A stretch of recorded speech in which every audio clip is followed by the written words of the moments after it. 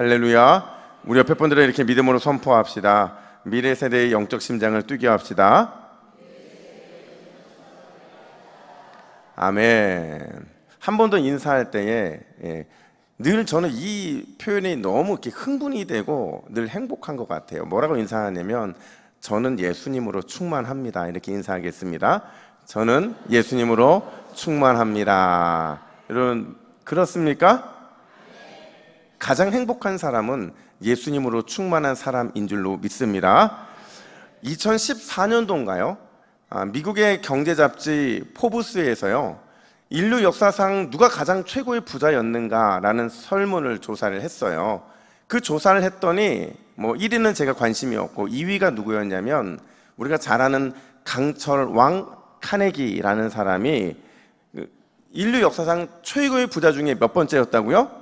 2번째였다라는 거죠. 그가 얼마나 부자였냐면 그 당시에 현역 최고 부자 1, 2, 3위가 있었는데 이 세 사람의 재산을 합쳐도 카네기보다 적을 정도였다라는 거죠. 좀 넓혀서 1, 2, 3, 4, 5위를 합쳐봤더니 좀 어렴풋하게 비슷해지더라는 거예요. 제가 그림 하나를 보여드릴 텐데 이 그림이요, 여러분 누구의 집무실에 있는 그림이었느냐? 바로 이 전 세계에서 가장 최고 부자라고 했던 강철왕 카네기의 집무실에 있던 그림이라는 거죠. 한번 그림을 한번 뚜그러지게 쳐다봐 보세요. 어떤 느낌이 들어요?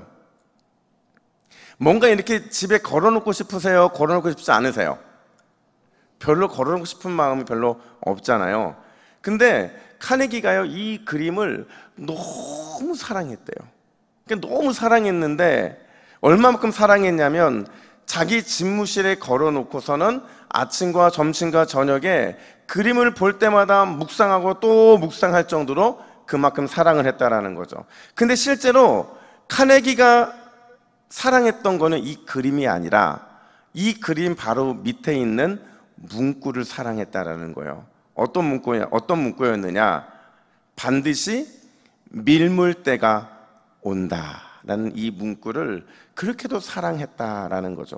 그래서 제가 이 그림을 한번 저도 이렇게 묵상을 하는데 그림을 볼 때마다 쌍막하잖아요. 아무것도 없고, 그리고 이 배가 어디에 쓸모 있을까 생각들기도 하고. 근데 제가 이걸 보면서 그런 기대감이 들었어요. 어떤 기대감이냐면 우리 교회에 지금 하나님께서 밀물을 보내고 계신다. 다시요, 여러분, 이럴 때는 담임 목사와 성도가 죽이 착착 맞아야 돼요. 저 혼자 그 길을 가면 여러분 죽이 맞지 않으면 이거 어떻게 되겠어요? 다시요, 우리 교회에 하나님께서 밀물을 보내고 계신다. 중요한 건 뭐냐면 우리가 과연 이 밀물땡에 노를 저을 수 있을 만큼 기도와 말씀으로 사랑과 성령 충만으로 그렇게 잘 준비하고 있느냐 하는 거예요. 우리가 기도와 말씀으로 사랑과 성령 충만으로 잘 준비하게만 한다면 반드시 은혜의 밀물, 부흥의 물결은 우리 교회에 차고 넘치게 될 줄로 믿습니다. 특별히요, 여러분, 우리가 계속 기도하고 있지만 이번 미래 세대 여름 사역을 통해서 그 놀라운 은혜가 일어났으면 좋겠어요. 어디서부터 그 은혜가 임하기를 원하느냐라고 물어본다면 우리 소망의 세대, 미래 세대를 통해서 은혜의 이 밀물이 들어오고 부흥의 물결이 심하게 우리 가운데 부딪히는 그 귀한 역사가 일어났으면 좋겠다라는 거예요. 여러분, 그 믿음이 있으신 분들은 이렇게 옆에 분들에게 한 번 더 선포하겠습니다. 반드시 은혜의 밀물이 올 것입니다. 반드시 은혜의 밀물이 올 것입니다. 한 번 더 인사할 때에 곧 부흥의 밀물이 밀려올 것입니다. 곧 부흥의 밀물이 밀려올 것입니다. 아멘. 딱 6분이 기쁨의 얼굴로 선포하지 않았어요. 아쉽지만 다음에는 함께 선포했으면 좋겠다라는 생각을 합니다. 여러분, 우리는 지금 수요일과 금요일 날이요, 계속해서 엘리사 선지자 이야기를 나누고 있어요. 제가 엘리사 이야기를 처음 시작하면서 그의 사역에 다른 선지자들과 다른 두 가지 특징이 있다고 말씀을 드렸습니다.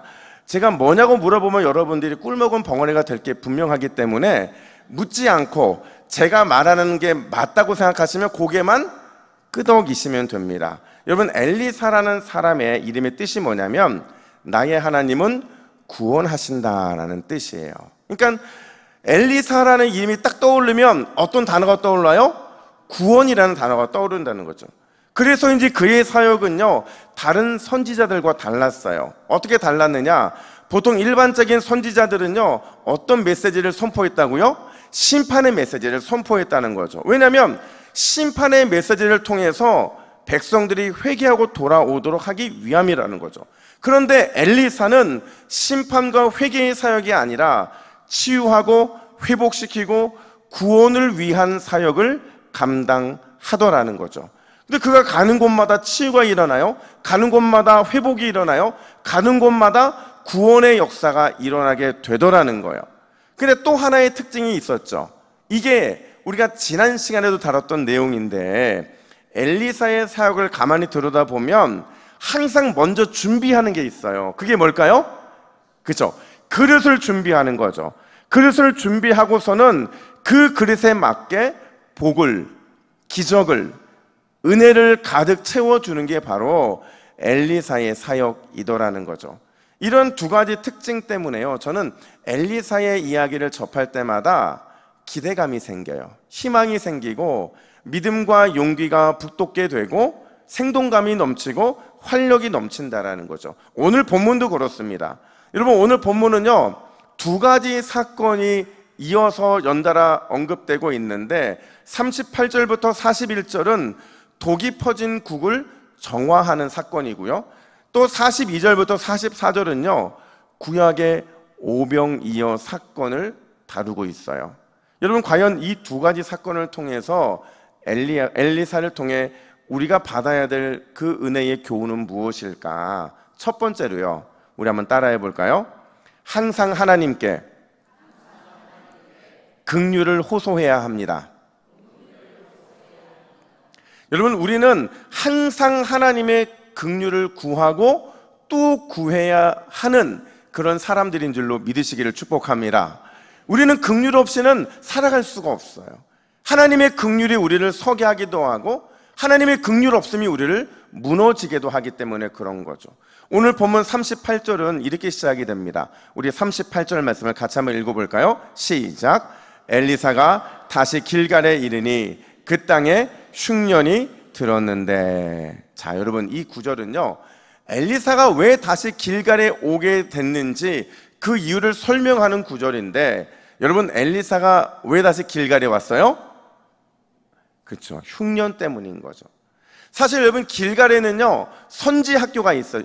오늘날로 말하면 신학교가 있었거든요. 그런데 흉년으로 인해서 그렇지 않아도 이 신학교가 운영이 힘들고 사람들 살기 힘든데 더 큰 어려움을 당하고 있다는 소식을 듣게 된 거예요. 그런 그들을 위로하기 위해서 엘리사가 다시 길갈에 가게 됐는데, 그런데 뜻밖에도요 여기에서 큰 사고 하나가 발생하게 됩니다. 어떤 사고가 발생하게 되느냐? 엘리사와 선지 생도들이요 이 허기진 배를 채우려고 풀죽, 그러니까 옛날에 이 풀죽이 뭐였을까요? 뭐 강냉이죽 이런 거 있잖아요. 그냥 그거를 끓여서 같이 먹기로 했는데, 이 선지 생도 중에 한 사람이요 음식에 독성이 있는 들호박을 그 속에 넣은 겁니다. 그러자 이걸 먹는 사람들이 갑자기 마비 증세가 찾아와요. 심한 복통이 나기 시작을 합니다. 그러면서 뭐라고 말을 하느냐면 40절 말씀을 같이 한번 읽어볼까요? 40절입니다. 시작. 무리가 국을 먹다가 그리 외쳐 이르되 하나님의 사람이여 솥에 죽음의 독이 있나이다 하고 능히 먹지 못하는지라. 자, 여러분, 지금 그들이요 마비 증세가 오고 심한 복통이 생기면서 제발 좀 우리를 살려달라는 강한 요청을 하고 있어요. 바로 그때 엘리사가 뭐를 가져오라고 말하냐? 가루를 가져오라. 아마 이것이 밀가루일 겁니다. 그리고는 아주 소량의 그 가루를 그 솥에 넣어요. 그랬더니 놀랍게도 독이 치료됩니까? 치료되지 못합니까? 치료되죠. 여러분, 우리는 다 믿음이 좋아서 이거 보면서 와 기가 막히다 막 이런 생각을 할 텐데, 저는 믿음이 좀 없어서 이걸 보면서 이런 생각이 드는 거예요. 여러분, 작은 아주 조금의 밀가루로 솥에 있는 독이 치료가 됐어요. 이 정도의 능력이라면 여러분 왜 엘리사는 처음부터 큰 기적을 베풀지 않았을까요? 그렇잖아요. 조금의 밀가루로 고칠 수 있는 능력이 있었다고 한다면 배고픔에 힘겨워하고 있는 선지 생도들을 위해서 이 한 끼 음식, 풍족한 음식으로 그들을 배불리 먹게 할 수 있는 능력이 그게 충분히 있음에도 불구하고 왜 엘리사는 그 능력으로 고작 어떤 이적만 행해요? 풀죽을 고치는 일만 행하더라는 거죠. 여러분 왜 그랬을까요? 그렇잖아요. 만약에 여러분들이 지금 그렇게 배불리 먹고 싶은 음식이 있었는데 그 음식으로 충분한 능력을 발휘해 줄 수 있는 하나님의 능력이 있는데 그게 아니라 그냥 간신히 그 끼니만 면할 수 있는 그 정도의 이적을 베풀어 준다고 한다면 과연 우리의 마음은 어떻겠냐는 거죠. 여러분 지금 오늘 본문에서 그 정도의 능력이 있음에도 그 능력을 처음부터 베풀지 않는 이유가 뭐냐? 그 이유는요, 지금 엘리사는 선지 생도들로 하여금 뭐를 구하게 하기 위함이라는 거예요? 하나님의 긍휼을 구하게 하기 위함이라는 거죠. 제가 앞서도 말씀을 드렸어요. 여러분 하나님의 긍휼은요 우리를 서게도 만들고 무너지게도 만들어요. 이 말은 바꿔 말하면 하나님의 긍휼 없이 지금 이 자리에 앉아있는 분들이 있다 없다? 없다는 겁니다. 모두가 다 하나님의 긍휼이 필요하고 그 긍휼이 우리를 우리되게 만들기 때문에 그렇다는 거예요. 근데 놀라운 건 뭐냐면 우리가요 그 긍휼을 망각할 때가 너무 많다는 거예요. 그 긍휼을 너무 당연하다고 여기는 때가 많다는 거죠. 아마 선지 생도들도 그랬던 것 같아요. 하나님의 긍휼은 참 위대하고 대단한데 그게 마치 당연한 것처럼 느껴지다 보면 그 긍휼의 역사가 우리에게 감동으로 다가오지 않는 거죠. 그래서 하나님의 긍휼을 구하는 훈련을 시키기 위해서 오늘 본문에서 엘리사는 이러한 기적을 제한적으로 베풀고 있더라는 거죠. 다시 말하면 앞으로 더 극심한 흉년도 있을 텐데 그 극심한 흉년 때마다 뭐를 구하면서 견뎌야 된다는 거예요? 하나님의 긍휼을 구하면서 견뎌야 된다는 거예요. 그거를 가르쳐 주기 위해서 제한적인 능력을 베풀고 있다는 거죠. 여러분 하나님은요 사랑의 하나님이신 줄 믿으시기를 축복합니다. 근데 여러분 이렇게 마냥 하나님의 사랑이라고 말을 하면 좀 이해가 안 되는 경향이 있는데 여러분 하나님의 성품은요 사랑 그 자체인 게 맞아요. 근데 이 사랑을 좀 이렇게 나누어 보면요 사랑에는 두 가지 요소가 있어요. 뭐랑 뭐가 있느냐 한번 따라할까요? 은혜, 긍휼. 여러분 손도 이렇게 한번 해보세요. 잊지 말라는 거예요. 자, 사랑에는 두 가지가 있는데 하나가 뭐라고요? 은혜, 또 하나는 긍휼이라는 거죠. 이 은혜와 긍휼이 딱 합쳐지면 뭐예요?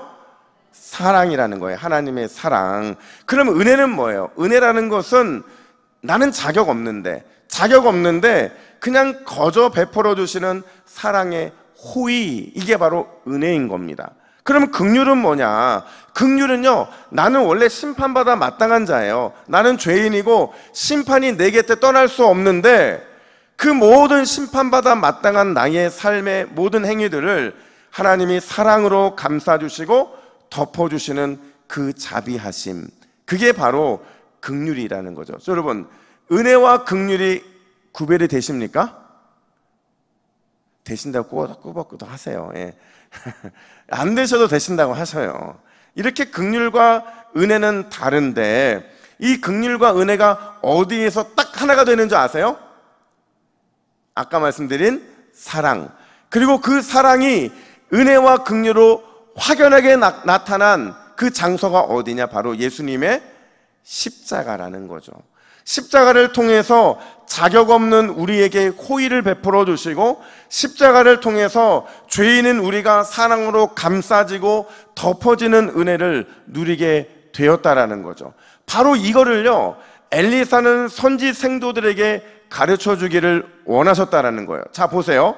여러분 오늘 본문에서 독이 든 풀죽을 먹게 된 게 누구의 잘못이에요? 엘리사의 잘못입니까? 하나님의 잘못입니까? 누구의 잘못이에요? 그렇죠. 풀죽에 들호박을 넣은 것도 그들의 잘못이고, 또 들호박이 들어간 풀죽을 확인도 안 하고 먹은 것도 본인들의 잘못이라는 거죠. 근데 여러분, 제가 이 장면을 보면서 이런 생각이 들었어요. 지금 여러분, 이 장면 속에 우리가 생각해야 되는 게 뭐냐면, 지금 이들이 왜 흉년을 맞이했느냐 하는 거예요.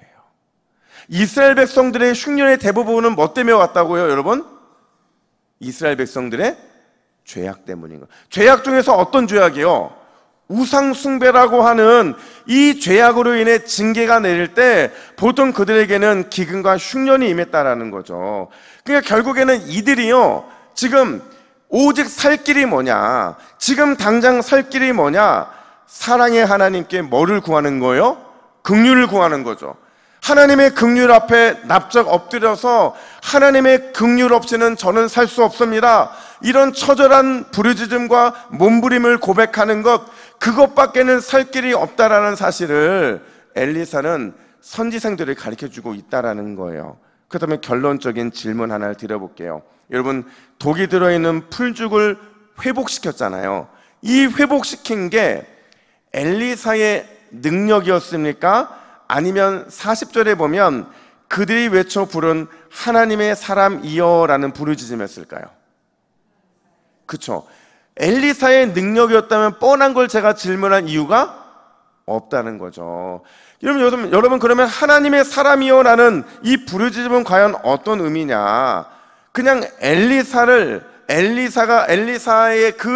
그 사람 엘리사를 부른 게 아니라 그를 능력의 선지자로 세우신 하나님을 향한 처절한 부르짖음을 그가 하고 있다라는 거죠. 여러분, 우리가 하나님의 긍휼을 구하면, 하나님의 덮어주시고 감싸주시는 긍휼을 구하면 반드시 우리의 삶에는 회복의 역사가 일어나게 될 줄로 믿습니다. 어떠한 상황 속에서도 하나님의 긍휼을 구하면, 그분의 덮어주시고 감싸주시는 긍휼을 요구하면 반드시 회복의 역사는 일어나게 되어 있어요. 왠지 아세요? 하나님은 회복의 하나님이시니까. 하나님은 긍휼의 하나님이시기 때문에 그런 거죠. 이걸 너무나도 잘 알고 있던 다윗은요, 숱한 인생의 시련을 겪으면서 그가 뭘 구했느냐? 시편 57편 1절 말씀을 보세요. 우리 함께 읽습니다. 시편 57편 1절 말씀 제가 읽겠습니다. 하나님이여 나를 긍휼히 여기시고 나를 긍휼히 여기소서. 여러분, 긍휼을 몇 번 말을 해요? 2번 말하더라는 거죠. 다윗은 긍휼을 구하고 또 긍휼을 구해요. 왜 긍휼을 반복해서 구하느냐? 하나님의 긍휼만이 고난의 인생을 뚫고 나갈 유일한 힘이기 때문에 그렇다는 거예요. 제가 예전에 한번 이런 얘기를 말씀드린 적이 있는데, 저는 이 예화를 볼 때마다 이 단어의 의미가 너무 분명해져요. 어떤 이야기냐면, 어느 한 노련한 포수가요, 작은 사슴을 보고 있다가 활시를 당겨서 쏴요. 명중이 되죠. 그리고는 그 사슴이 그 자리에 쓰러지게 됩니다. 근데 몇 초가 지나지 않아서 갑자기 큰 사슴 한 마리가 나타나더니 막 펄쩍펄쩍 뛰기 시작을 하는 거예요. 얼마나 펄쩍펄쩍 뛰던지요, 큰 사슴도 그 펄쩍펄쩍 뛰다가 그 자리에서 죽고 말았다는 거죠. 여러분, 이 큰 사슴이 어떤 사슴이었을까요? 그렇죠. 아니, 여러분, 아빠라는 생각은 안 하세요?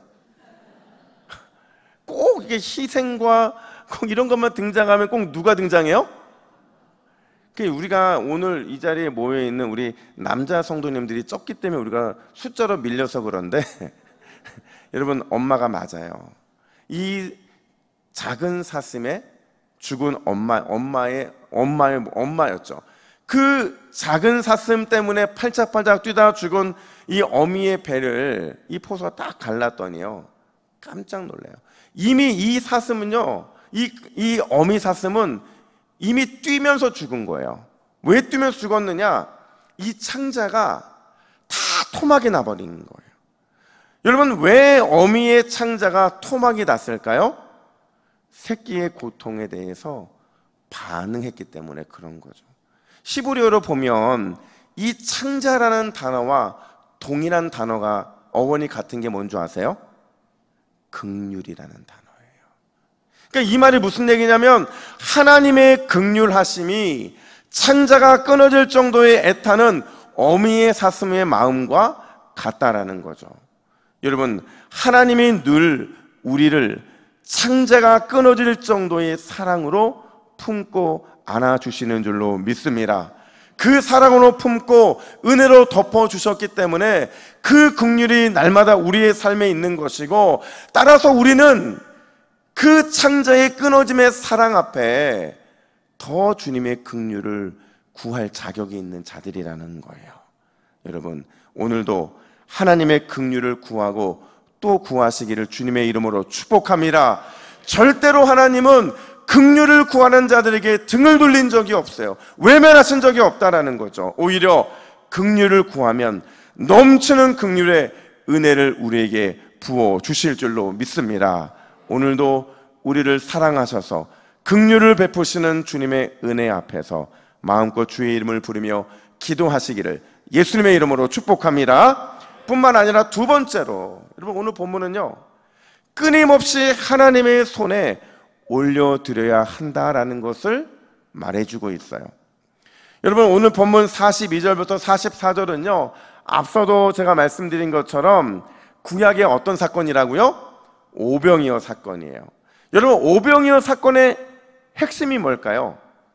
오병이어 사건은요, 작은 것, 초라한 것, 부족한 것, 연약한 것, 이 모든 게요, 크고 화려하고 넉넉하고 강하게 변하게 한다라는 거예요. 이게 오병이어의 핵심이거든요. 근데 중요한 건 뭐냐면 여기에는 아주 중요한 조건이 하나가 있어요. 우리의 작은 것, 초라한 것, 부족한 것, 연약한 것이 크고 화려하고 넉넉하고 강한 것으로 변화되는 조건, 그 조건이 뭘까요? 따라합시다. 주님 손에 올려져야 한다. 그러니까 주님 손에 올려지기 전에는요, 아무런 기적도 일어날 수 없는 거예요. 아무런 오병이어의 기적도 일어날 수 없는 거죠. 근데 주님 손에 올려지는 순간 반드시 주님의 놀라운 기적의 사건이 우리의 삶에 나타날 수밖에 없다라는 거죠. 바로 그 이야기가 오늘 42절부터 44절의 내용인데, 기근과 흉년으로 힘들어하는 이 선지 생도들에게 갑자기 뜻밖의 좋은 소식이 전해지게 돼요. 바알 살리사에서 어떤 한 사람이 찾아왔는데 빈손으로 찾아온 게 아니라 뭘 가지고 왔느냐? 우리 42절 중반절 말씀을 같이 한번 읽어볼까요? 시작.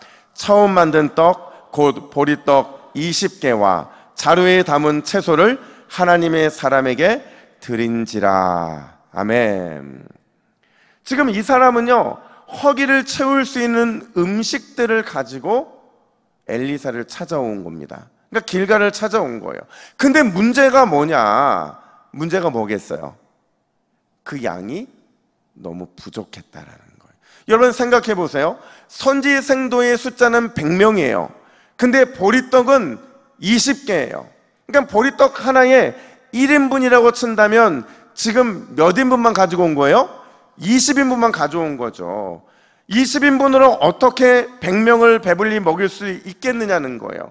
상식적으로는 불가능하다는 거죠. 근데 엘리사가 뭐라고 단호하면서 말을 하냐면 무리에게 주어 먹게 하라 이렇게 말을 해요. 무리에게 주어 먹게 하라 이렇게 말을 해요. 심지어 43절에서는 뭐라고 말하느냐? 우리 43절 말씀도 우리 같이 한번 읽어볼까요? 43절 우리 함께 읽습니다. 시작. 엘리사는 또 이르되 무리에게 주어 먹게 하라. 여호와의 말씀이 그들이 먹고 남으리라 하셨느니라. 아멘. 무리에게 주어 먹게 하라고 말하고서는 먹을 뿐만 아니라, 배불리 먹을 뿐만 아니라 어떻게 된대요? 남게 된다 이렇게 말을 해요. 여러분, 도대체 엘리사에게는 무슨 배짱이 있었던 걸까요? 분명히 보리떡은 20개, 그리고 자루에 담긴 것은 조금의 채소밖에 없어요.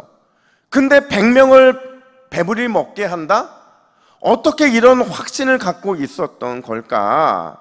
여러분, 엘리사의 확신의 근거는 뭐냐면요, 42절에 있어요. 다시 42절 말씀을 눈으로 보시면 여기에 보면 처음이라는 단어가 보입니다. 보이세요? 이 처음이라는 단어가 오늘 우리가 두 번째로 살펴보고 있는 이 사건의 핵심적인 표현인데, 여기서 처음이라는 게 뭘 의미하냐면요, 여러분, 처음은요 첫 열매예요. 그해 농사의 첫 열매라는 거죠. 율법에 보면 이스라엘 백성들이 첫 열매를 수확하면 어떻게 하라고 말을 하고 있냐면, 신명기 18장 4절 말씀을 볼까요? 우리 신명기 18장 4절 말씀 같이 읽습니다. 시작. 또 내가 처음 거둔 곡식과 포도주와 기름과 내가 처음 깎은 양털을 내가 그에게 줄 것이니. 아멘. 자, 여러분, 율법은요 첫 이삭, 첫 열매, 첫 새끼를 누구에게 드리라고 말하고 있어요? 제사장에게. 제사장에게 드린다는 것은, 제사장에게 드린다는 건 누구에게 드린다는 거예요? 하나님에게 드린다는 거거든요. 따라서 지금 이 사람이 가지고 온 첫 열매는요 누구에게 드려진 열매예요? 하나님에게 드려진 열매이고, 이 말은 다른 말로 바꿔 말하면 하나님의 손 위에 올려진 열매라는 거죠. 그렇다고 한다면 결국 엘리사의 배불리 먹고 남게 될 것이라는 이 확신은 무엇 때문에 그런 거예요? 이 첫 열매, 처음 만든 보리떡이 누구의 손에 올려졌기 때문이라는 거예요? 하나님의 손에 올려졌기 때문에 그렇다는 거죠.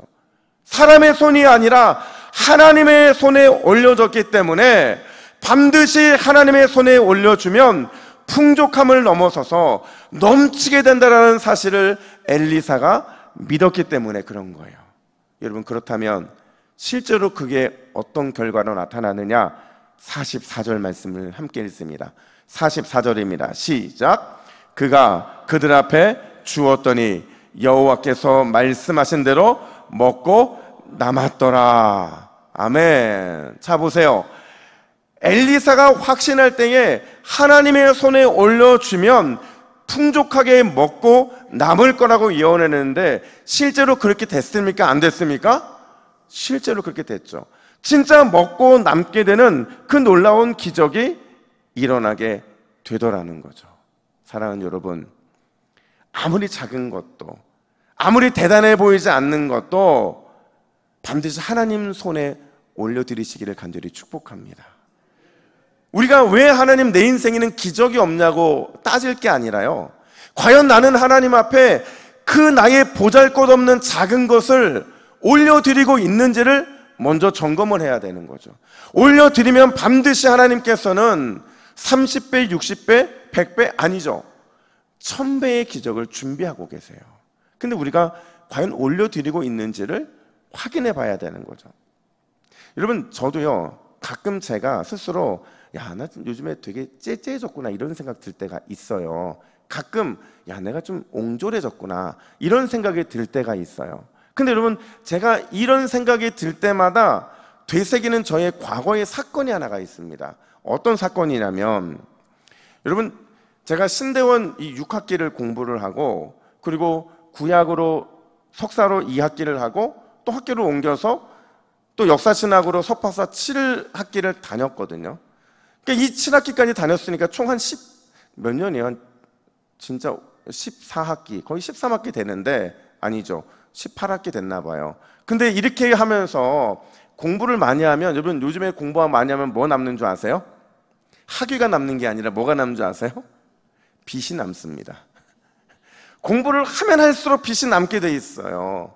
근데 제 친구들이 너무 궁금해하는 게 뭐냐면, 너는 어떻게 빚이 없냐는 거예요. 여러분, 그렇다고 제가 부모님께 돈을 받은 건 없어요.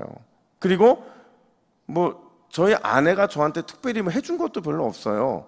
그러니까 저는 신대원도 뭐 석사, 박사 공부하는 과정도요 그냥 그렇게 공부를 한 거예요. 근데 놀랍게도 빚이 없어요. 근데 저는 이 왜 빚이 없을까? 물론 여러분, 여러분의 담임 목사가 공부를 잘해서 장학금 받은 것도 있어요. 근데 여러분 보시기에 제가 공부 잘하게 보이는 상입니까? 감사합니다. 근데 여러분, 제가 공부를 잘하는 스타일이 아니거든요. 저희 공부 잘하는 스타일이 아니에요. 근데 제가 성적장학금 받을 수 있었던 사건이 하나가 있었어요. 그게 뭐냐면 신대원 1학년 때 하나님이 저에게 어떤 특별한 복을 주셨거든요. 근데 그 복이 제 안에 확 들어온 게 느껴졌어요.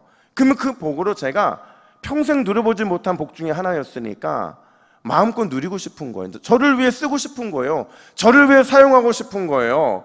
근데 하필이면 그 저에게 들어온 복을 하나님이 흘려보냈으면 좋겠다라는 마음을 너무 강하게 해주시는 거예요.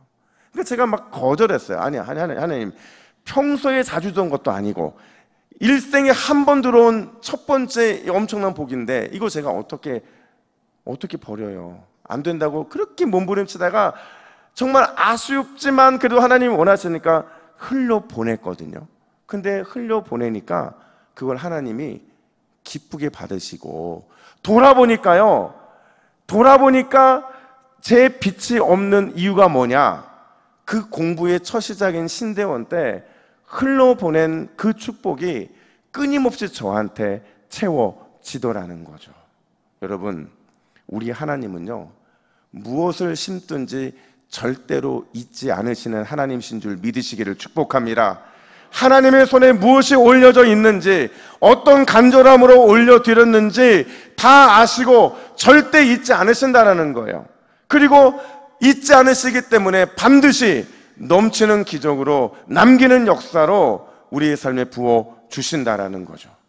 여러분, 오늘 어떤 마음, 어떤 다짐으로 무엇을 하나님의 손에 올려드리기 위해 나오셨습니까?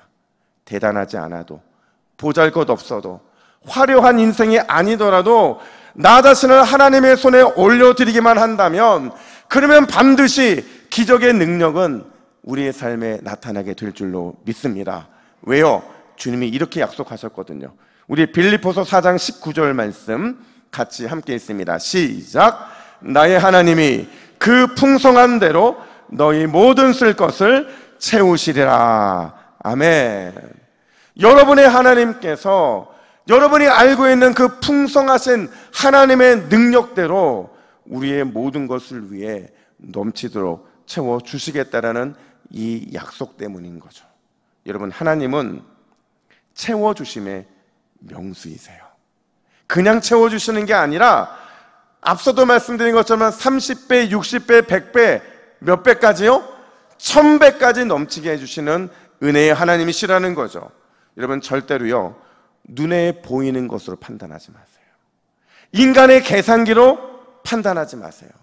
그것보다 하나님이 하실 일들은 더 크고 놀랍기 때문이라는 거죠. 여러분, 오늘도 그 믿음을 가지고 넘치는 은혜의 복을 경험하시기를 예수님의 이름으로 축복합니다. 우리 함께 찬양하며 나아가겠습니다.